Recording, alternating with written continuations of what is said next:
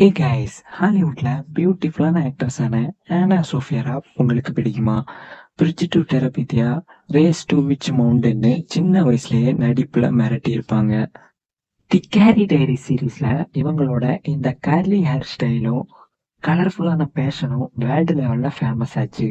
இவங்க அழகு மட்டும் இல்லாம அழுத்தமான எக்ஸ்பிரஷன்ஸ் மூலமா ஃபேன்ஸோட மனசை பிடிக்கிறதுல ரொம்பவே எக்ஸ்பர்ட். இது வரைக்கும் பல படங்கள்ல கலக்கிட்டு வர்ற ஆனா சோஃபியா ராப்போட உங்களுக்கு ரொம்பவே பிடிச்ச படம் எதுன்னு கமெண்ட்ல சொல்லுங்க.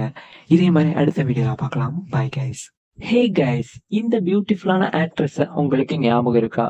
இவங்க சின்ன வயசுலயே, அதாவது 9 வயசுலயே ஹாலிவுட்ல நடிச்சு ரொம்பவே ஃபேமஸ் ஆகியிருக்காங்க. இவங்க நடிச்ச Bridge to Terabithia, Charlie and the Chocolate Factory, Race to Witch Mountain, இந்த 3 படங்களும் ரொம்பவே சூப்பரா இருக்கும். இதுதான் இவங்களோட ஐகானிக் மூவிஸ். குறிப்பா இவங்க நடிச்ச ரேஸ் டு விச் மவுண்டன் படம் தான் இவங்களுக்கு நிறைய ஃபேன்ஸ் வர காரணமா இருந்துச்சு. ஓகே கைஸ், உங்களுக்கு ஆனா சோஃபியா ராவ் பிடிக்குமா? அவங்க நடிச்ச படங்கள்ல எது பிடிக்கும்னு கமெண்ட் பண்ணுங்க.